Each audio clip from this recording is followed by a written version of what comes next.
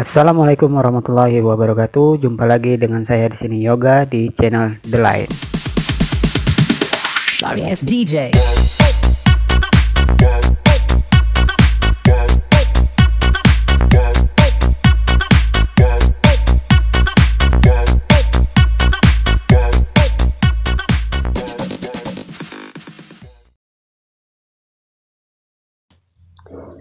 Oke, selamat datang di video kali ini ya. Nah, di video kali ini saya tertarik untuk membahas tentang temanya, yaitu adalah asam lambung dan kecemasan. Kecemasan itu tidak bisa dihilangkan ya, sampai kapanpun ya, sampai akhir hayat kita pun tidak bisa dihilangkan. Nah, di sini saya tertarik untuk membahas tema ini karena banyak hampir penderita GERD ya, penderita GERD dan NCT psikosomatis ini sangat banyak mengalami kekeliruan terhadap apa yang mereka derita, terutama yang berhubungan dengan GERD, NCT dan psikosomatis. Mereka mengalami kekeliruan yang sangat-sangat banyak sebenarnya yang mereka lakukan, ataupun pemahaman yang mereka lakukan, yang mereka terima ya, terhadap apa yang mereka derita di dalam tubuh mereka, di dalam diri mereka maupun di dalam kehidupan mereka. Nah, di video kali ini saya akan membahas gimana sih asam lambung itu bekerjanya, kemudian benar nggak sih asam lambung dan kecemasan itu tidak bisa dihilangkan, tidak bisa dihilangkan, dan apa sih solusinya ya, kemudian apa-apa saja sih yang harus dilakukan gitu ya. Nah, jadi sebelum kita lanjut lagi pembahasan ini, saya minta dari sahabat-sahabat yang lain untuk mendukung channel saya untuk supaya menjadi lebih maju lagi. Silakan klik tombol subscribe-nya, kemudian like dan share video-video ini jika bermanfaat bagi sahabat-sahabat lain. Oke, langsung saja kita bahas kali ini video yang berjudul bahwasanya asam lambung dan NCT dan kecemasannya tidak bisa dihilangkan sampai kapanpun. Oke, nah langsung saja. Oke, sebelum kita membahas ini, saya memberikan solusinya apa-apa saja yang akan kita lakukan ya.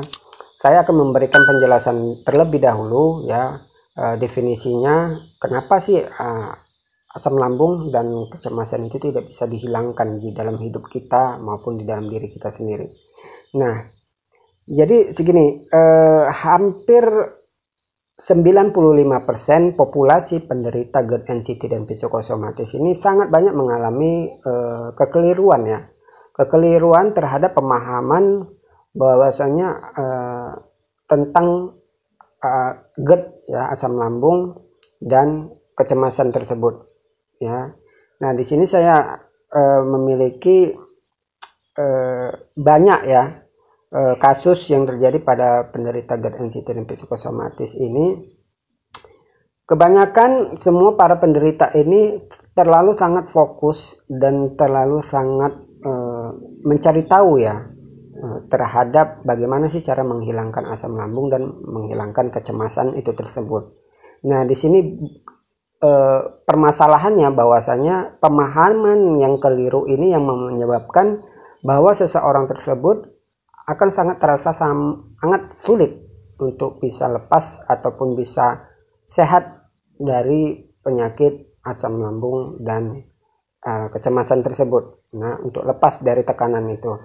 Nah, jadi di sini saya menjelaskan bahwasanya asam lambung dan GERD itu pada dasarnya tidak bisa dihilangkan ya. Jadi sini saya agak ceritakan sedikit.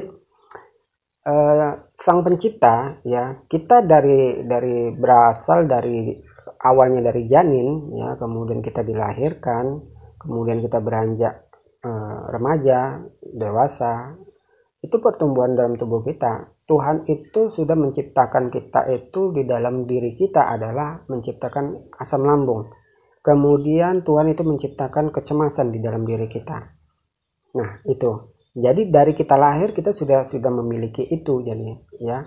Nah, di mana asam lambung dan kecemasan itu Tuhan menciptakan bukan hanya untuk sia-sia aja, tetapi itu memiliki fungsi dan khasiatnya dan kemudian tugas mereka masing-masing ya. Fungsinya apa? Adalah untuk perlindungan diri kita, pertahanan diri kita juga, dan kesehatan diri kita juga. Nah, itu fungsi yang diberikan Tuhan kepada kita.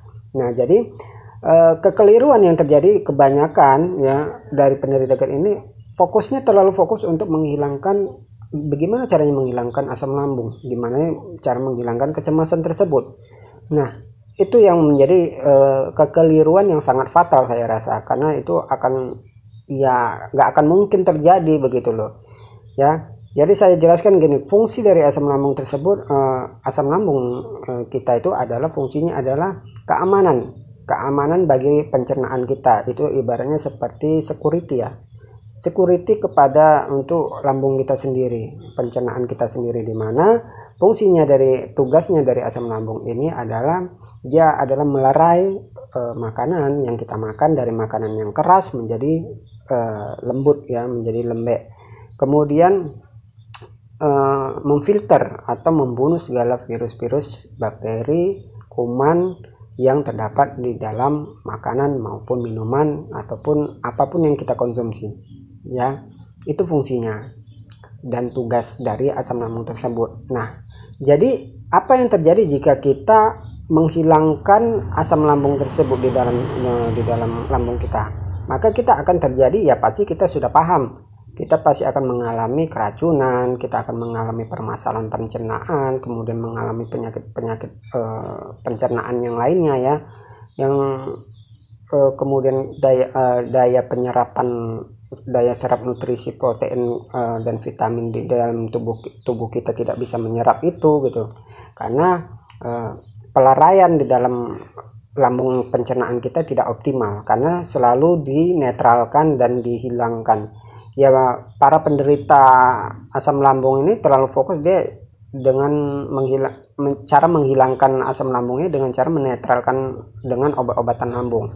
Ya, dengan obat-obatan lambung itu yang seperti yang antasida ya, berbau dengan antasida, kemudian sucralfate, kemudian flantasid ya, dan obat-obatan lambung lainnya.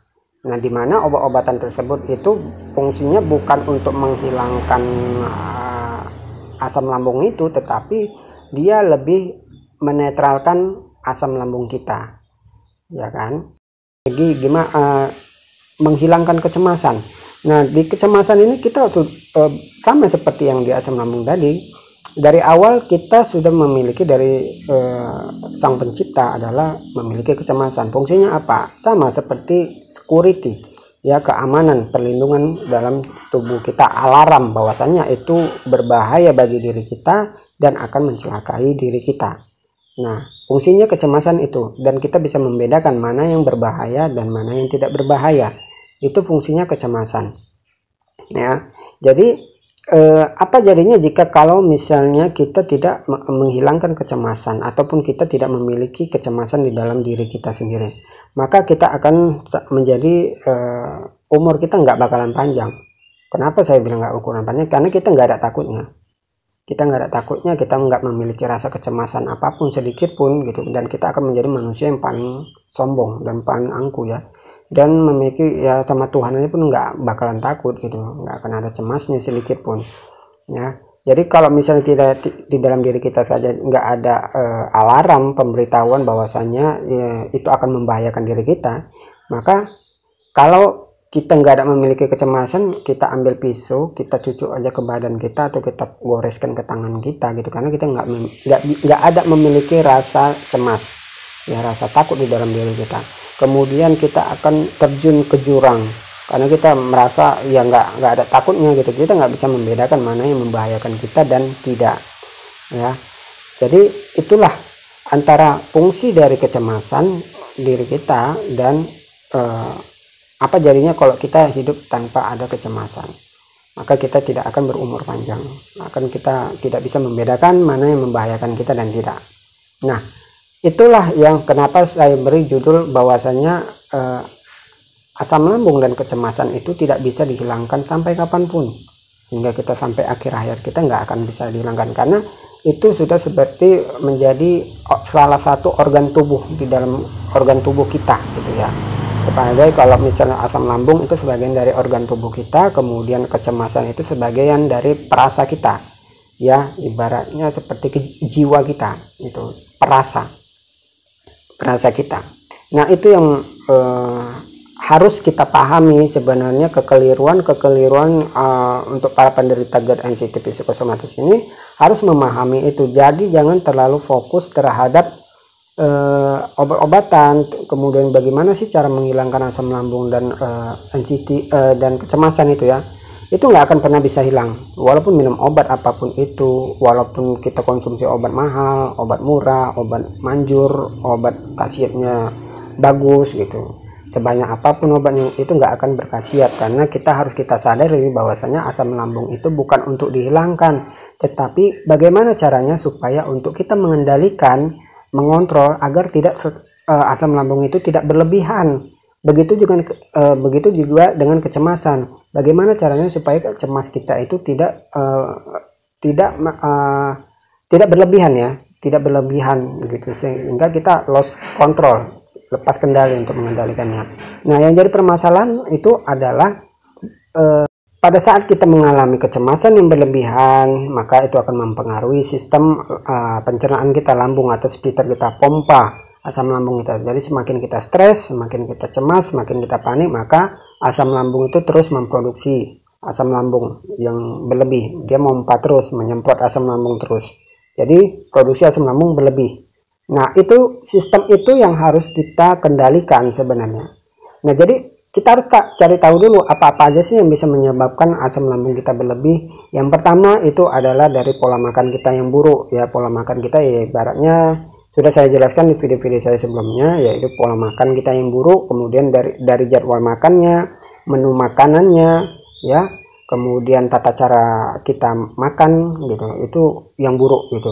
Itu harus diperbaiki karena itu pemicu asam lambung berlebih. Kemudian yang kedua itu adalah dari sistem pola pikirnya. Pola pikir kita itu yang buruk ya, dari kita gampang stres, kemudian cemas, panik, kemudian selalu berpikiran negatif gitu. Nah, itu akan memicu 70% terjadi sistem error di dalam splitter kita. Dia akan memproduksi asam lambung yang berlebih. Kemudian yang ketiga itu adalah dari gaya hidup kita. Gaya hidup kita yang buruk. Gaya hidup kita yang buruk itu adalah jarang olahraga, kemudian memiliki selalu begadang, kemudian gaya hidup yang kurang baik lah ya, kurang sehat ya, malas gerak dan lain sebagainya. Di sini saya akan memberitahukan solusinya apa aja sih yang harus kita lakukan ya, untuk bisa lebih mengendalikan produksi asam lambung kita dan bisa lebih mengendalikan kecemasan kita. Yang pertama itu adalah bagaimana sih cara untuk mengendalikan asam lambung kita ya, supaya tetap netral dan normal tingkat produksinya. Yang pertama itu adalah hindari stres ya, cemas yang berlebihan, khawatir, trauma, panik ya, ataupun itu disebut dengan NCT. Itu dihindari. Kemudian yang kedua harus lebih mengatur jadwal makan ya. Jadi hindari menunda makan ya. Jadi kalau udah lapar ya makan, kalau udah waktunya jam lambung ya makan gitu ya. Kemudian hindari telat makan atau menunda makan tadi ya. Kemudian ketiga terlalu kenyang. Dan kemudian itu tata cara ya, seperti siap makan jangan langsung berbaring, kemudian siap makan jangan langsung minumnya yang banyak, itu minum air putih yang banyak. Kemudian makanan-makanan yang lebih merangsang produksi asam lambung yang berlebih ya, seperti atau makanan-makanan yang sulit untuk dicerna gitu ya, seperti minyak yang berlemak, kemudian pedas, kemudian asam, asin, kemudian dingin ya, dan lain sebagainya. Itu di video saya sebelumnya juga ada dijelaskan bahwasanya makan makanan apa yang harus dihindari. Nah, kemudian itu yang harus kita lakukan, perbaiki pola makannya. Kalau dari segi NCT pola 3P ya, lebih jelasnya lebih ke 3P.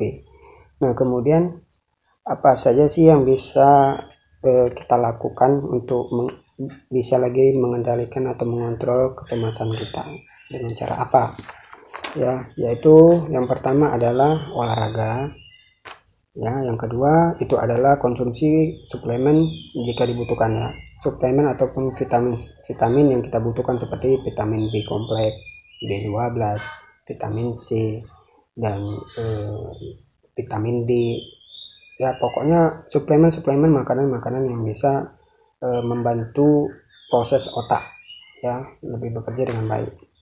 Kemudian menghirup aroma terapi. Menghirup aroma terapi itu seperti ya, biasanya menghirup yang lebih menenangkan minyak kayu putih, kemudian fresh care ataupun minyak-minyak yang lain yang beraroma terapi yang akan lebih sifatnya lebih merilekskan ya. Kemudian meningkatkan ibadah sama juga dengan meningkatkan keimanan kita, karena dengan itu kita bisa lebih menjernihkan pikiran kita sendiri, dan fungsinya ya lebih menenangkan diri kita ya. Kemudian itu stop untuk konsumsi minuman-minuman yang kafein, kemudian bersoda, kemudian beralkohol ya, dan minum-minuman yang dingin. Kemudian melakukan menulis ya, kegiatan menulis ya. Kegiatan menulis itu macam-macam ya, kita menulis buku harian, atau kita menulis kalimat-kalimat afirmasi, ataupun menulis hal-hal yang positif untuk diri kita sendiri, ataupun kegiatan apapun itu, pokoknya menulis. Kemudian mengunyah permen karet ya, karena untuk lebih merilekskan dari segala ketegangan di dalam rahang kita ya, otot leher dan kepala. Kemudian menghabiskan waktu bersama orang-orang terdekat kita, seperti suami, keluarga lah pokoknya ya. Orang-orang terdekat itu biasanya membuat kita rileks, nyaman, dan bisa merasa tenang. Kemudian tertawa atau kita senyum. Kemudian belajar untuk mengatakan no, mengatakan tidak, apapun itu ya, belajar untuk mengatakan itu. Kemudian belajar untuk tidak menunda sesuatu ya. Jadi kalau kita mau olahraga, jangan nantilah, besok lah, badan lagi nggak enak, jangan ya. Jadi belajar untuk tidak menunda sesuatu. Kemudian merutinkan olahraga yoga ya, karena itu bisa menurunkan tingkat kecemasan kita.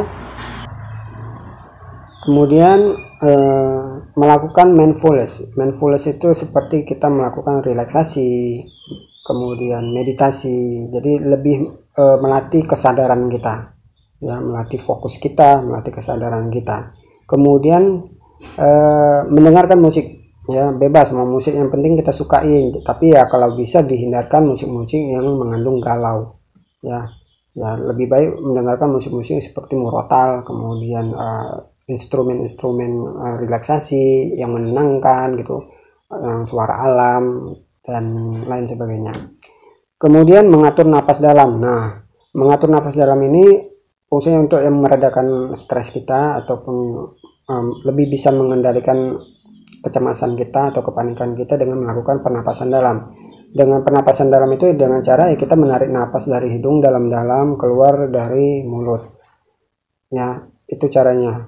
Nah, jadi sering-sering aja melakukan seperti itu, karena itu fungsinya sangat baik untuk otak kita, untuk agar suplai oksigen di dalam otak kita lebih mencukupi. Kemudian yang terakhir adalah habiskan waktu dengan hewan peliharaan, atau ya habiskan waktu dengan hobi kita, apa yang kita suka ya lakukan gitu, apa yang kita gemarin kita suka lakukan, karena otak itu akan bekerja secara otomatis akan mengeluarkan hormon endorfinnya ya. Jadi lakukanlah hal yang terbaik, jangan banyak berdiam diri, jangan banyak bermalas-malasan, karena itu sangat merusak otak kita sendiri ya. Nah, jadi itulah hal-hal yang harus kita lakukan ya. Jadi kita harus menyadari bahwasanya kecemasan dan asam lambung itu tidak bisa dihilangkan sampai kapanpun. Jadi mulai dari sekarang berhentilah untuk berharap menghilangkan asam lambung maupun kecemasan itu sendiri, tetapi berusahalah dan fokus untuk bagaimana caranya mengendalikannya agar tidak berlebihan. Nah, bagaimana caranya supaya tidak berlebihan? Nah, jadi itu cara-cara yang saya berikan tadi. Dan sekian dulu video kali ini yang saya sampaikan. Jadi mudah-mudahan bermanfaat bagi sahabat-sahabat yang lain. Dan sekian dulu video kali ini. Assalamualaikum warahmatullahi wabarakatuh.